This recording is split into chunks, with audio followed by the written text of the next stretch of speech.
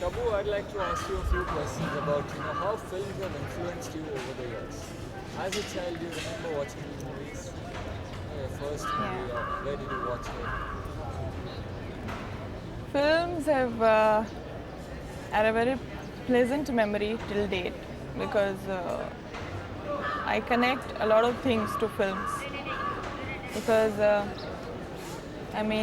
though I was not a very avid movie goer or not a movie buff, my sister was one.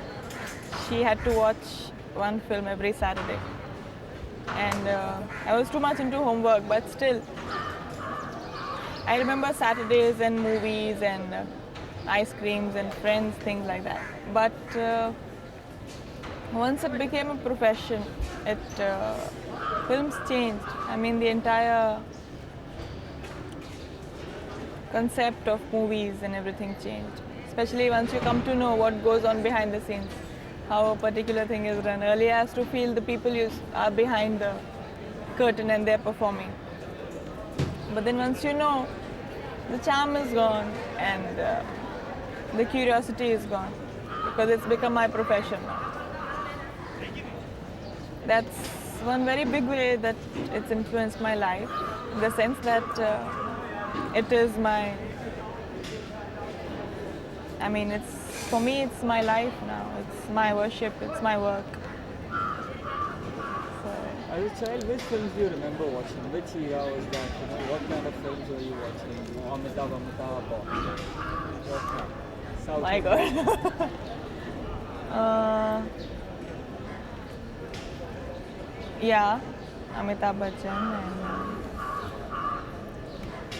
and basically, I remember watching a lot of comedy films because my mother didn't take me for a lot of action or emotional films. But I remember Satte Pe Satta, I remember Khuddar and a lot. Like the list is endless, but I have enjoyed all of them and I still watch them and I never get bored of them. Like Golmaal and so this whole, the 70s and the 80s, I think, were the golden period for films and music. And more than the films, I used to be into the music and songs of the films. Like we had the records and LPs because I like music. So I remember all the songs by heart of all the films, even though I've not seen many of them. Then I remember all the songs because the radio in our house used to be always on. So Which music director did you particularly like? Like I used to like R.D. Burman's music, which I yeah, realized later. R.D. Burman, his kind of music. It's very my kind of songs. And at that time you never really knew who the music director was. At that time you don't even know what the director or the producer is. But you're basically interested in the film and the hero heroine. At that age, you don't really are not into music directors and the technical side of films.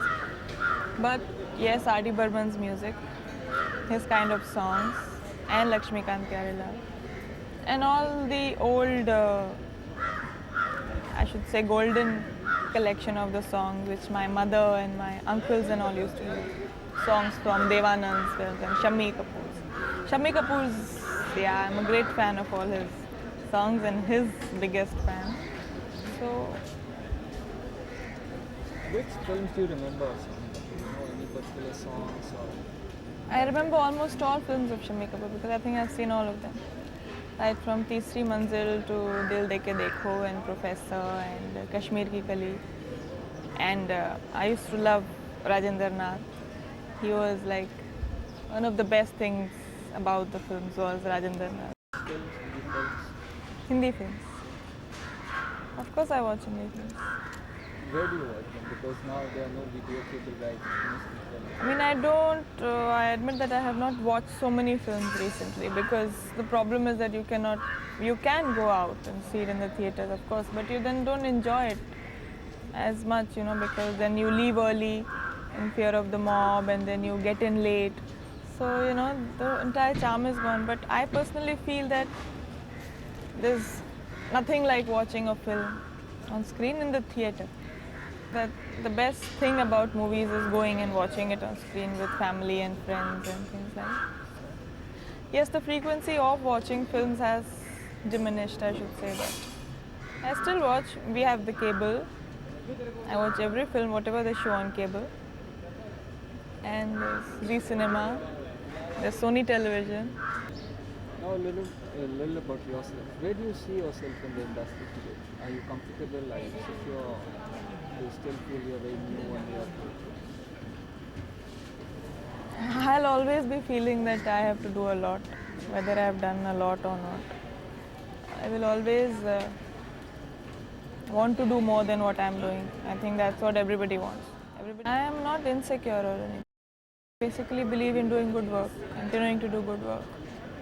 Whether I am at any number, it's not important for me. For me, it is important to do good work, and that good work should be appreciated and acknowledged. Which films do you think you've done good work in? Recent or forthcoming? Are there any that you like point out and say yes, this is a performance? I personally, I have tried and put my best into each film of mine, because each film is equally important to me, is equally dear to me, I should say, for me so far. And yeah, there are a few films which I'm really looking forward to. Hakikat is there, a very good role, and there's Kala Pani, which is a multilingual film, which is Priyadarshan's Malayalam film basically. Then there is Gulzar Saab's film. Then there will be Mani Ratnam's film. So there's a lot to look forward to, and there's a lot to be done. I have not done anything so far, that's what I feel.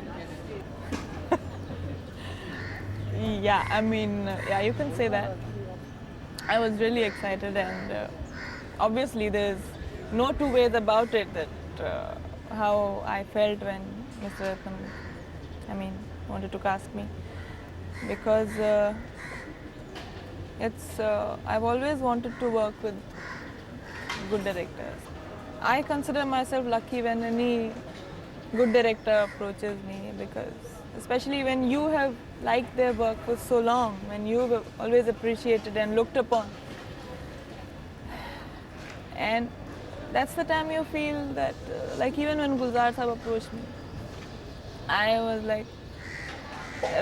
really, really touched and grateful that they should consider me for their film. It's a golden chance, I should say. Tell me a little bit about this film Kala Pani. It's very interesting. What kind of film is this going to be? What budgeting or what scale they're making? It is one of the biggest Malayalam films that has ever been made. Priyadarshan is the director.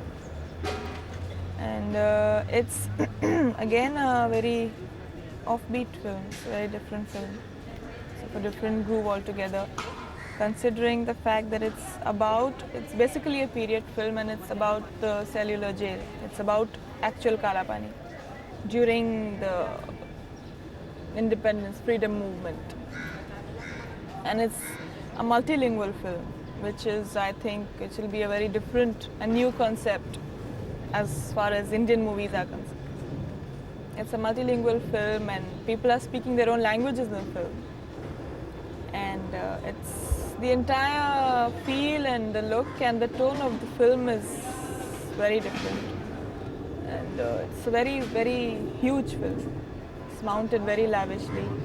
It's got very good performances and photography by Santosh Sivan, and it's going to be a very good film. I'm very sure about that. I'm very, very much attached to the film and the character, because it's a lovable, very lovable character. It's very close to me. So Tabu, you're signing all these nice films, big films, but somehow there's no euphoria from Tabu and that hype and the talk of those affairs and all that. You suggest I should have Not one? suggesting it. So, Does it bother you? Or how does it bother you? I'm getting good films in spite of the fact that there are no affairs. I am getting good films. I don't think all this is a criteria for an actor or actress to last in the film industry. As long as it doesn't bother my producers that I'm not having any affairs, I think it's fine by me. My producers and directors, as long as they're happy with me, that's it.